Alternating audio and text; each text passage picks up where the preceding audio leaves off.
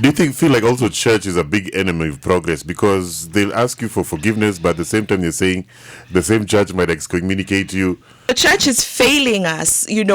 On one hand, you don't want adolescents to get contraception. Okay, cool.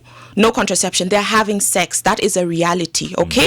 They get pregnant. The church does not want them to access safe abortions. Cool. No worries. I continue with my pregnancy. How am I getting any support in terms of antenatal clinic? Am I getting any support in terms of psychosocial? This is a life-changing moment. Did you listen to the Hot Breakfast this morning? Here's what you missed. 45,724 cases of adolescent pregnancies. And guess what? 2,000 of these are a result of SGBV. And there's more. 98 girls between the ages of 10 and 19 are affected with HIV every single week. These are scary statistics. And here to put things in perspective, joining us live in the studios, Stephanie Musho, human rights lawyer. Stephanie, welcome to Hot 96. Thank you. Good morning. How are you? Morning. I'm good. It's good to be here. My goodness, these statistics are scary, aren't they? They're worrying. It's mind-blowing. And these are just the ones that are reported. Are they the ones that go unreported? Exactly, that's the thing. These are only reported cases. So, if these are the trends, it means that there's a lot more that we don't know about. Yeah.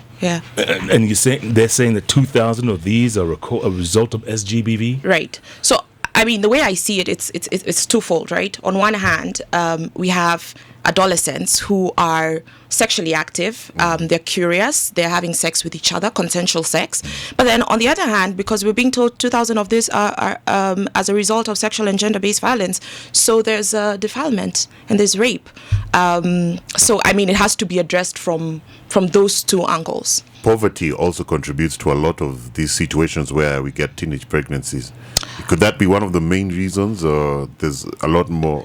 I think it depends on how you look at it, because AFIDEP also talked about poverty and hunger, but we're talking about it in terms of being the reason why it's reducing. These figures are reducing. Where is this mostly happening? Do we know? Is it Nairobi has the highest number of teenage pregnancies. Yeah. So what's the way forward? Because every year these numbers either go up, go down, but. Yeah, and like I said, it's two-pronged. So on one hand, teenagers or adolescents need access to information.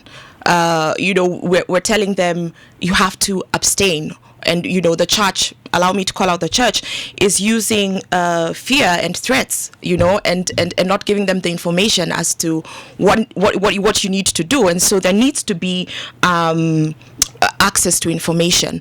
But on the other hand, there needs to be implementation of our legal and policy frameworks.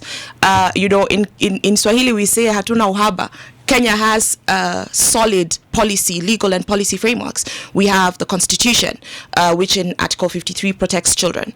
43 gives us the right to reproductive health. We have the Children's Act, the Sexual Offences Act. We, as a country, are party to the United Nations Convention on the Rights of the Child, as well as the Maputo Protocol, and that's on the legal side of it.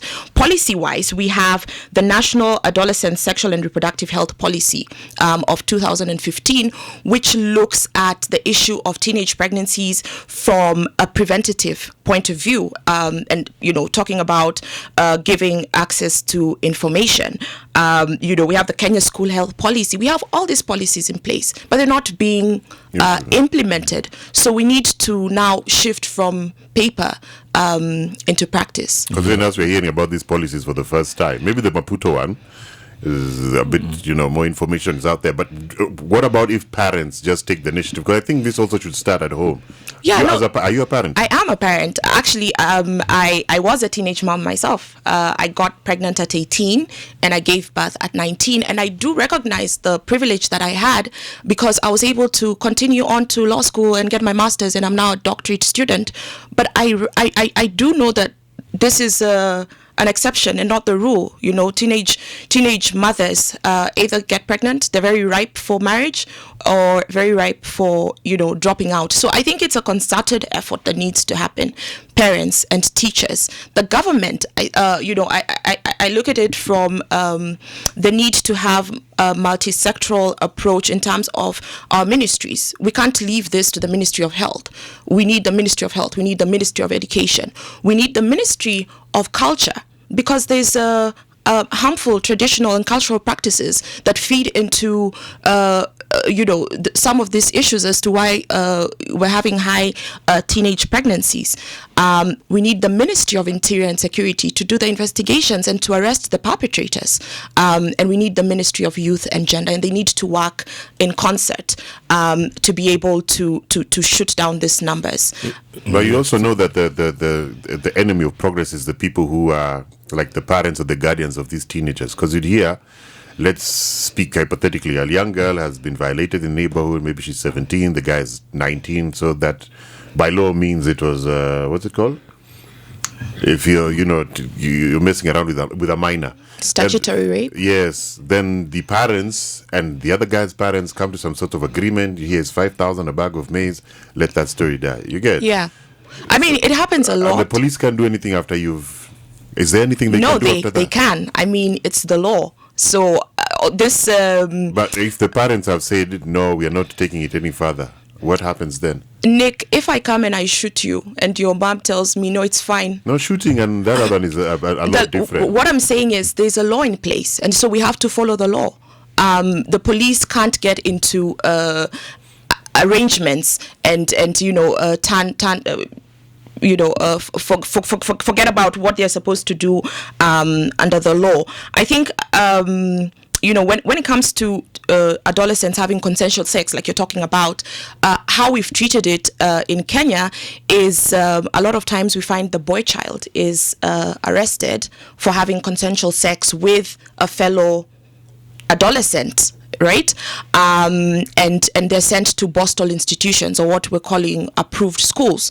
This is a case that or a scenario that happens so many times, and I think 2 or 3 years ago, Justice Helen Omonti actually gave a very progressive judgment and said that it was discriminatory, and so we can't criminalize or we can't penalize them, but we can give them access to information so that they can make wise decisions. And so we need the government to also fulfill its obligations regionally and to take care of its citizens. The government owes adolescents some sort of care. Do you feel like also church is a big enemy of progress, because they'll ask you for forgiveness, but at the same time you're saying the same church might excommunicate you? The church is failing us. On one hand, you don't want adolescents to get contraception. Okay, cool.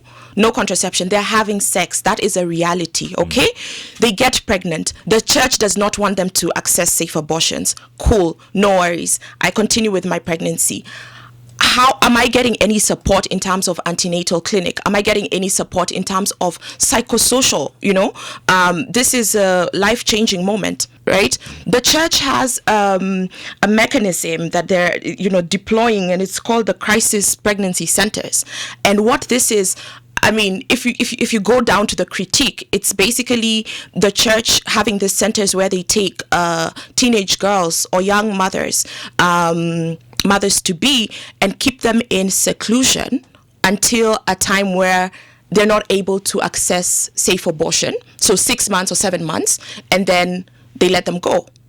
Okay? So then you're stuck with that pregnancy, and you have to give birth, and there's no follow-up. So you don't know how you're going to take care of this kid. Had things taken a different turn, maybe the pressure from society, you're feeling depressed, you're regretting those movements, so you've never really progressed the last 9 years, then you'll say, unaona, kama ungepata hiyo mimba 9 years ago, ungekuwa mahali. Yeah. And that's probably what happens to most of the people. Right. Yeah, and I think also, so we talk about peer pressure from an adolescent point of view. I think our parents also have a lot of peer pressure. A lot of people who called themselves my mom's friends and my dad's friends. People who I grew up calling auntie, were like, oh, you gotta kick her out. Well, if she's not getting married, then, like, my mom's name's Carol. Carol, you are enabling this child, and so even my parents got a lot of and backlash. So I think, the issue of teenage pregnancy just cuts across on so many levels. If you're not able to take care of your child as an adolescent parent, then this responsibility automatically shifts to the parents, right? So it's affecting us on so many levels, deeper than we even know. Are you still in contact with these aunties and friends? Those bad aunties? Yes. Yeah, definitely. I have to keep... Well, you know how you block some of them and then you leave one so that they can go and report to the rest? That's what I do. She's called Auntie Who? So that they go and say, oh, Steph just graduated with a master's. Alipataje kazi na alipata mimba, You seem very passionate about it. People want to get in touch with you, Stephanie. How do they do that? Well, I'm on my socials is Steph Musho. Twitter is STEFFMUSHO. So that's Twitter and Instagram. And I'm also on LinkedIn as Stephanie Musho. And I'm very social and responsive, so hit me up.